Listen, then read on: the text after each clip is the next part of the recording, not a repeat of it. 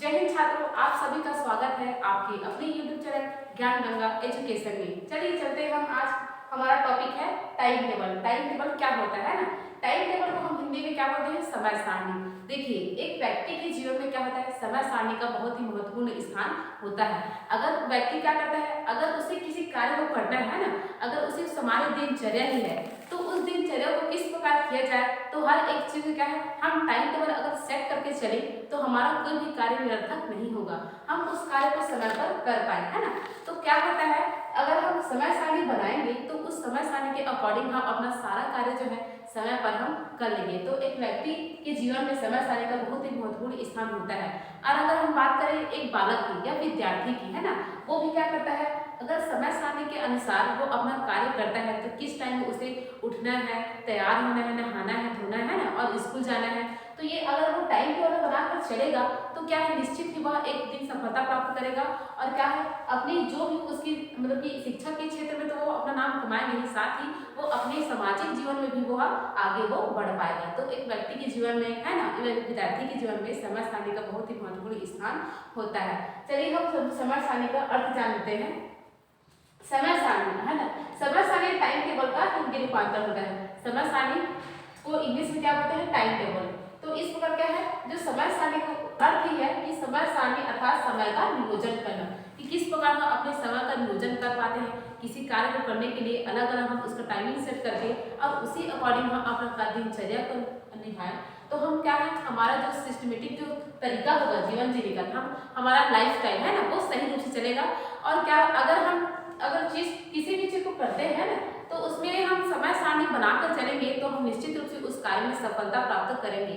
अगर एक विद्यार्थी क्या करता है, अगर उसे परीक्षा पास करना है तो वो क्या करेगा, डेली लाइफ में वो अपना एक समय सारणी बनाएगा और उस टाइम को सेट करेगा कि इस टाइम में मुझे उठना है, इस टाइम मुझे लंच करना है, इस टाइम मुझे नहाना है ना, और इस टाइम मुझे पढ़ना है। और उसी प्रकार उस प्रक्रिया को टाइम के बाद सेट करके उसको फॉलो करता है। तो क्या करता है, उस क्षेत्र में क्या है, वो मतलब कि उसे निश्चित रूप से सफलता प्राप्त होती है, वो समय पर अपना सारे कार्य कर भी लेगा और परीक्षा की तैयारी भी कर सकेगा। तो इस प्रकार के समय सारणी का एक महत्वपूर्ण स्थान व्यक्ति के जीवन में होता है। चलिए अब हम देखते हैं जो टाइम टेबल है ना, समय सारणी, उसकी कुछ परिभाषाएं देख लेते हैं।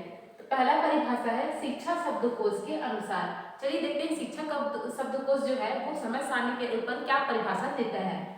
समय सारणी अनुसूची उपयुक्त समय की अवधि के दैनिक अधिगम चक्रों में प्रत्येक विद्यालय विषय अथवा क्रिया के लिए आवंटित उन समय का विभाजित करने वाली एक योजना है। अर्थात शिक्षा शब्दकोश ये कहना चाहता है कि जो समय सारणी होता है ना, वो क्या है, जब एक विद्यालय में प्रतिदिन की जो क्रियाएं होती है उसमें क्या है, उसे अलग अलग टाइम में क्या है, उसे बांटा जाता है ना। तो उसी के आधार पर क्या है, विद्यालय अपना जो क्रिया है उसको संचालित करता है। तो यही शिक्षा शब्द यही कह रहा है कि जो हम जो योजना बनाते हैं एक विद्यालय को संचालित करने के लिए, तो वही क्या है, समय सारणी वही योजना है जिसके आधार पर एक विद्यालय क्या है, अपना जो संपूर्ण जो कार्य योजना है उसको वो करता है। अब चलिए दूसरा परिभाषा देखते हैं एच.डी. स्टैंड के अनुसार। एच.डी. स्टैंड जी क्या कहते हैं समय सारणी के बारे में।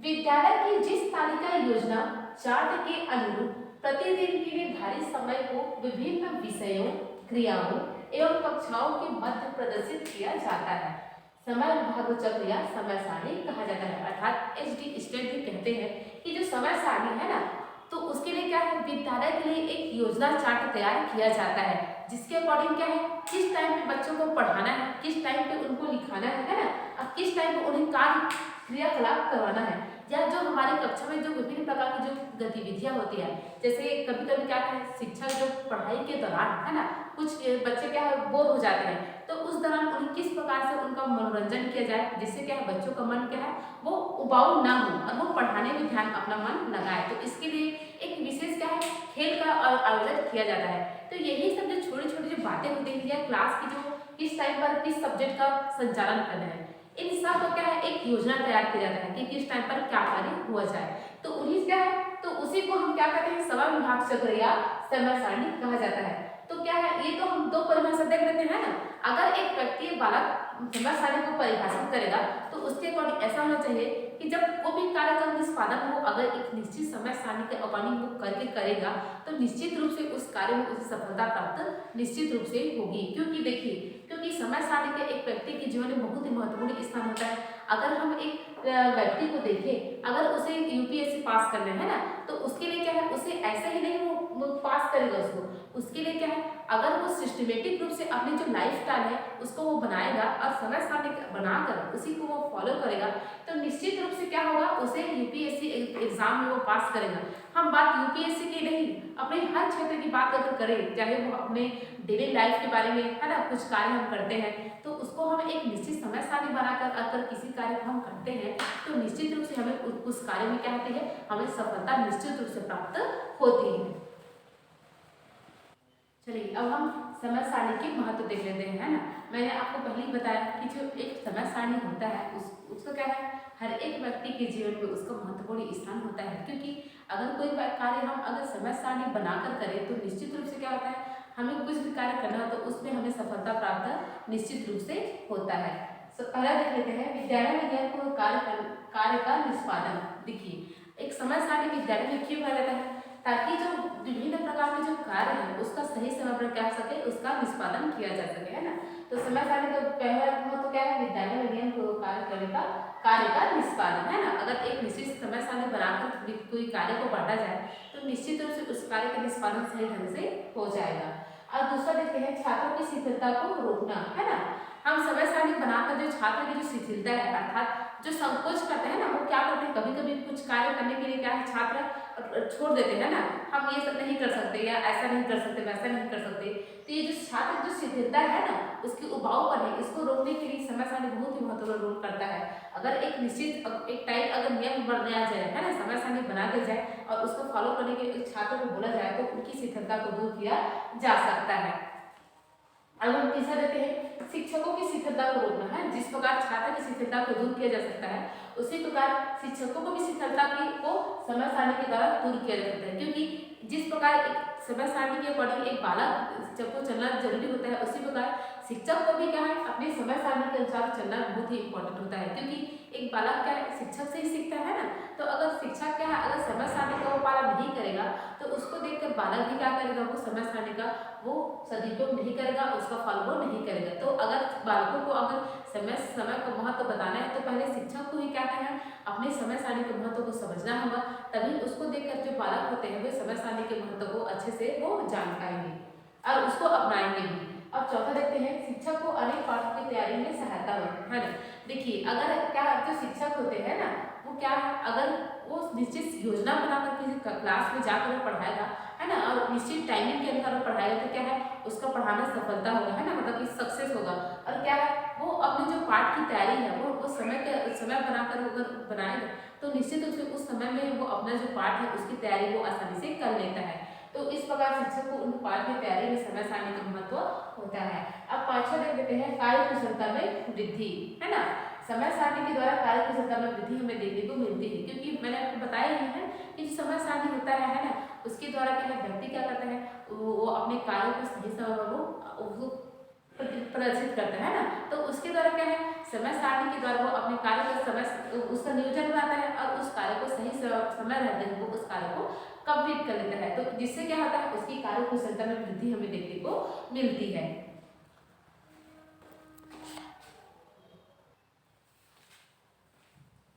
चलिए अब हम देखते हैं समय सारणी के प्रकार। जो समय सारणी होते हैं उसके कितने प्रकार होते हैं ना। पहला है सामान्य समय सारणी, है ना। सामान्य समय सारणी के अकॉर्डिंग हम बनाते हैं जो सामान्य हमारे जो समय सारणी होते हैं ना, कि हम क्या सामान्य समय के अनुसार क्या करें, है ना, किस प्रकार से हमारी जो समय सारणी होनी चाहिए उसको बनाते हैं। तो इसमें सामान्य समय सारणी के अंतर्गत आएगा, है ना। इसके अकॉर्डिंग हमें सामान्य समय सारणी के अकॉर्डिंग हम जो सामान्य जो क्रियाएं है ना उसको हम निश्चित समय के अनुसार करना चाहिए। तो इसके लिए भी समय सारणी बनाई जाती है, उसे हम सामान्य समय सारणी कहते हैं। मतलब सामान्य कार्यों के लिए बनाया गया जो समय सारणी वह सामान्य समय सारणी कहलाता है ना। अब दूसरा देखते हैं कक्षा समय सारणी। कक्षा समय सारणी के मतलब है कि जो कक्षा में जो कार्य होते हैं ना, कि किस टाइम पर पढ़ाया जाए या किस टाइम पर उन्हें क्या क्या खेल कूद कराया जाए, इन सब की जो समय सारणी बनती है उन्हें कक्षा समय सारणी कहा जाते हैं। मतलब कक्षा से संबंधित जो कार्य कहते हैं ना, कक्षा से संबंधित जितने भी कार्य किस समय पर होना चाहिए उसको उसको बनाते हैं, तो वो जो समय सारणी वो कक्षा समय सारणी कहलाता है। अब हम तीसरा देते हैं शिक्षक समय सारणी, है ना। शिक्षक समय सारणी भी इम्पोर्टेंट इस समय सारणी है कि शिक्षक को किस टाइम पर स्कूल आना है ना, किस टाइम पर बच्चों को पढ़ाना है, किस टाइम पर विद्यालय से जाना है, किस टाइम पर आना है, इस सब का जो ब्यौरा होता है वो एक शिक्षक समय सारणी में उन शिक्षक वो बनाया जाता है। मतलब शिक्षक से जो संबंधित जो समय सारणी बनाते हैं उसे हम शिक्षक समय सारणी कहते हैं ना, जिसमें शिक्षकों के आने जाने, उन्हें किस टाइम पर कौन से कक्षा में पढ़ाना है, इन सबको उसमें दर्ज किया जाता है। किस टाइम पर जो शिक्षक है वो किस क्लास से पढ़ाएगा, इस सबको बनाया जाता है। अब चौथा देखते हैं खेल समय सारणी, है ना। जिस प्रकार विद्यालय में पढ़ाया जाता है ना, सब विभिन्न सब्जेक्ट को पढ़ाया जाता है, उसी प्रकार निश्चित रूप से खेल का भी समय सारणी बनाया जाता है कि किस टाइम पर बच्चों को पढ़ाया जाए और किस टाइम पर उनको खिलाया जाए, क्योंकि पढ़ने के साथ साथ खेल भी जरूरी है ना, तो उसको खेल अलग से खेल समय सारणी भी बनाया जाता है। अब हम देखते हैं पांचवा गृह कार्य समय सारणी। जिस प्रकार खेल समय सारणी, शिक्षक समय सारणी, कक्षा समय सारणी, सामान्य समय सारणी होता है, उसी प्रकार गृह कार्य समय सारणी भी हम बनाते हैं। क्योंकि देखिए जो घर में हम जितने भी जो कार्य होते हैं, गृह कार्य मतलब घर का कार्य, है ना, हमें घर में जो कार्य होते हैं वो किस टाइम पर हमें क्या करना चाहिए, है ना, क्या कार्य को निष्पादन करना चाहिए, तो ये जो समय सारणी होती है वो गृह कार्य समय सारणी होती है। मतलब घर का कार्य जो हम समय सारणी बनाते हैं उसे गृह कार्य समय सारणी कहते हैं। अब हम छठा देखते हैं पाठ्य सहगामी क्रियाओं की समय सारणी। यहाँ पर देखो छठवा क्या है, पाठ्य सहगामी क्रियाओं की समय सारणी। अर्थात जब हम क्लास में कोई सब्जेक्ट पढ़ाया जा रहा होता है ना, तो उसमें क्या है, हमें पाठ्य सहगामी कुछ क्रियाएं भी कराई जाती है, तो उन सहगामी क्रियाओं को कराने के लिए एक निश्चित समय सारणी बनाई जाती है, जिसे पाठ्य सहगामी क्रियाएं की समय सारणी कहते हैं। अब हम सातवां देखते हैं प्रयोगशाला समय सारणी। देखिए विद्यालय में क्या होता है, जिस प्रकार से जो सब्जेक्ट है ना, अलग अलग सब्जेक्ट को पढ़ाया जाता है, उसी प्रकार जैसे साइंस हो गया है ना, विज्ञान में क्या है, हमें कुछ प्रैक्टिकल भी करना पड़ता है। विज्ञान में, केमिस्ट्री में, फिजिक्स में क्या है, हमें विभिन्न प्रकार के प्रैक्टिकल वर्क करना होता है, जिसके लिए प्रयोगशाला समय सारणी बनाया जाता है। मतलब कि प्रयोग करने के लिए जो समय सारणी बनाई, प्रयोगशाला में कार्य करने की जो समय सारणी बनाई जाती है उसे प्रयोगशाला समय सारणी कहते हैं। आठवां देखते हैं खाली घंटों की समय सारणी। मतलब खाली समय जो क्या कार्य करना चाहिए, क्या कार्य नहीं करना चाहिए, है ना। और खाली घंटों की जो समय सारणी बनाई जाती है उसे खाली घंटों की समय सारणी, है ना, तो खाली समय में क्या करना चाहिए, क्या नहीं करना चाहिए, इन सब की समय सारणी बनाई जाती है, जिसे खाली घंटों की समय सारणी कहते हैं, है ना। अब देखिए नौवां परीक्षा की समय सारणी। जिस है ना, परीक्षा समय सारणी मतलब कि परीक्षा किस टाइम पर निर्धारित की जाए, मतलब कि किस टाइम पर उसे रखा जाए, तो परीक्षा से संबंधित जो समय सारणी बनाते हैं उसे हम परीक्षा समय सारणी कहते हैं।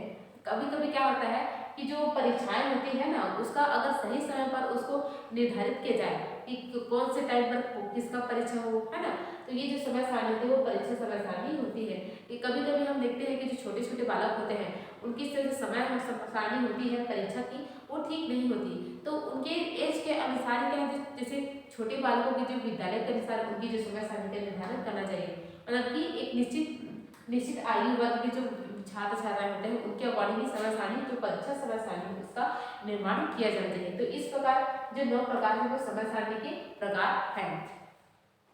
चलिए अब लेते हैं परीक्षा के सिद्धांत, मतलब कि समय सारणी के सिद्धांत। पहला है विभागीय नियमावली का ध्यान, है ना। पहला सिद्धांत क्या है, विभागीय नियमावली का सिद्धांत। मतलब विभागीय नियमावली का कहने का मतलब है कि किस टाइम पर विद्यालय खुला जाना चाहिए, किस टाइम पर बंद होना चाहिए, एक विभाग को इसका एक निश्चित नियम बनाना चाहिए, है ना। एक निश्चित समय पर विद्यालय खुलना चाहिए और एक निश्चित समय पर विद्यालय बंद होना चाहिए। तो विभागीय नियमावली के ध्यान देना चाहिए कि किस टाइम पर विद्यालय खुलता है और किस टाइम पर बंद होता है, तो इसके लिए एक निश्चित समय सारणी में बनाना जरूरी होता है। अब दूसरा देखते हैं शिक्षकों की रुचि का ध्यान। जब किसी विद्यालय में, है ना, किसी शिक्षकों का चुना जाता है तो जिस विषय से वो मतलब कि जिस विषय में वो पात्र पाया रहता है उसी के अकॉर्डिंग उसे कक्षा में पढ़ाने के लिए भेजा जाता है। जैसे किसी अलग अलग जो शिक्षक होते हैं वो अलग अलग विषय के प्रति अपना रुचि दिखाते हैं ना, तो उनकी रुचि को भी निश्चित रूप से ध्यान देना चाहिए। एक शिक्षक जो विभाग होता है उसे शिक्षकों की रुचि के अनुसार उसे सब्जेक्ट को चयन करना चाहिए। जैसे कोई शिक्षक अगर हिंदी का वो शिक्षक है तो उसे गणित पढ़ाने के लिए नहीं भेजना चाहिए, क्योंकि अब वो हिंदी में अगर वो पारंगत है तो उसे हिंदी सब्जेक्ट बच्चों को पढ़ाने के लिए भेजा जाना चाहिए। अब तीसरा देखते हैं विद्यार्थियों की जरूरतों का ध्यान।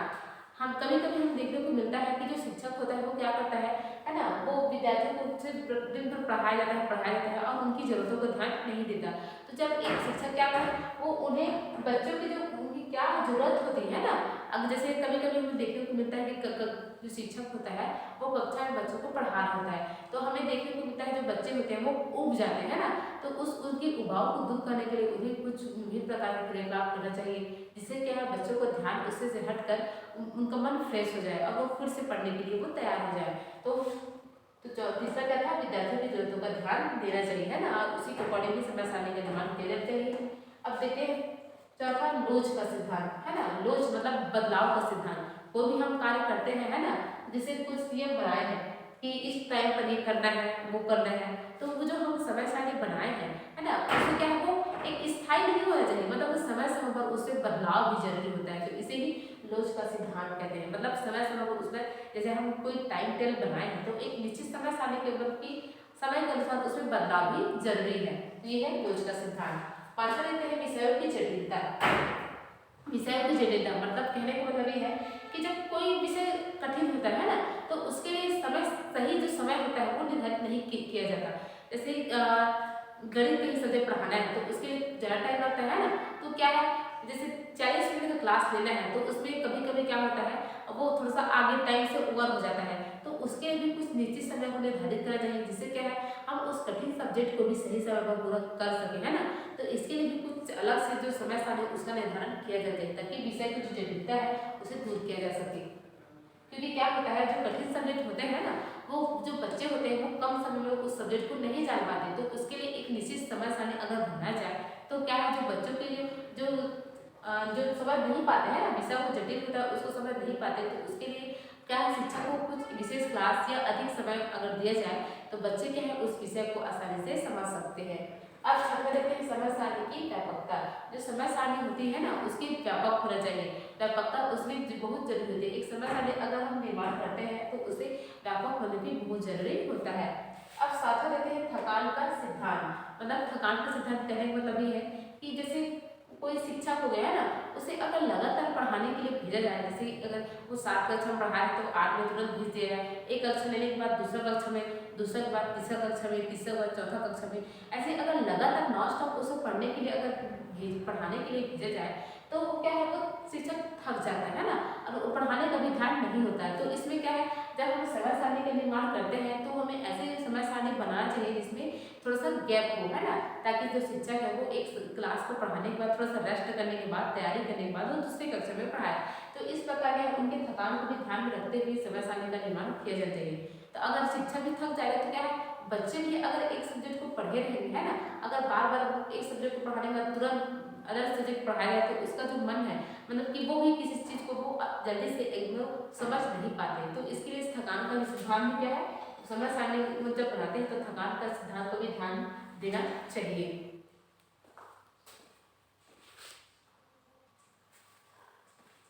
चलिए अब हम देखते हैं समय सारणी बनाने में कठिनाइयाँ। हम कुछ भी कार्य करते हैं तो हमारे सामने मतलब कठिनाई जरूरी होती है, तो इसी प्रकार से जब हम समय सारणी बनाते हैं तो उसमें भी हमें कठिनाइयाँ देखने को मिलती है। तो सबसे पहले देखते हैं शिक्षकों की कमी। जब हम कोई समय सारणी निर्धारित करते हैं ना, जैसे एक विद्यालय के लिए जब हम समय सारणी तैयार करेंगे तो उसमें शिक्षकों की जो कमी है ना, तो शिक्षकों की कमी क्या है समय सारणी बनाने में हमें कठिनाई उत्पन्न करेगी कि जब मतलब निश्चित रूप से जब क्लास अधिक होंगे, है ना, तो शिक्षकों की हमें ज़्यादा जरूरत होगी।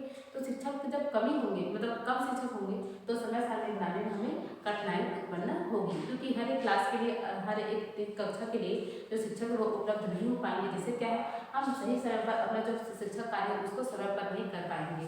दूसरा देखते हैं भौतिक संसाधनों की कमी। देखिए कभी कभी क्या होता है जो विद्यालय भवन होता है वो छोटा होता है ना, या कक्षाओं की कमी होती है, तो इससे भी हमें समय सारणी बनाने में हमें कठिनाइयों का सामना करना पड़ता है, क्योंकि विद्यालय भवन की कमी के कारण है ना जो हमारी जो कक्षा का संचालन है वो सही समय पर नहीं हो पाता, और बच्चे और विद्यार्थी, है ना, बच्चे और जो शिक्षक दोनों पर इसका प्रभाव हमें देखने को मिलता है। अब हम तीसरा देखते हैं गणित का अथवा किसी और विषय का यदि एक ही अध्यापक है तो भी थकावट के सिद्धांत के अनुसार समय विभाग चक्र बनाना कठिन हो जाता है। देखिए कभी कभी शिक्षकों की कमी के कारण क्या होता है हमें जब बालक को अगर जो गणित का जो टीचर है वो है ना वो क्या करेगा किसी और अन्य विषय को पढ़ाएगा, है ना, तो इसमें क्या होता है वो थकावट का भी सिद्धांत हमें देखने को मिलेगा। तो इससे क्या होता है, हमें समय बहुत चक्र या समय सारणी बनाने में हमें कठिनाइयों का सामना करना पड़ता है। अब चौथा लेते हैं अंशकालिक अध्यापकों की नियुक्ति। हमें कभी कभी देखते हैं कि जो कभी कभी किसी विद्यालय में क्या है, अंशकालिक के लिए, अंशकालिक समय के लिए शिक्षकों की नियुक्ति की जाती है। तो इससे क्या होता है, हमें समय सारणी बनाने में बहुत सारी कठिनाइयों का सामना करना पड़ता है। तो इस प्रकार क्या है, जो समय सारणी बनाने में जो शिक्षकों की कमी, भौतिक संसाधनों की कमी, या एक ही टीचर को अलग अलग सब्जेक्ट पढ़ाने की जो देते हैं ना, तो इसे थकावट का सिद्धांत। तो इस प्रकार क्या है, अलग अलग जो परेशानियां हैं वह समय सारणी बनाने में हमें देखने को मिलती है।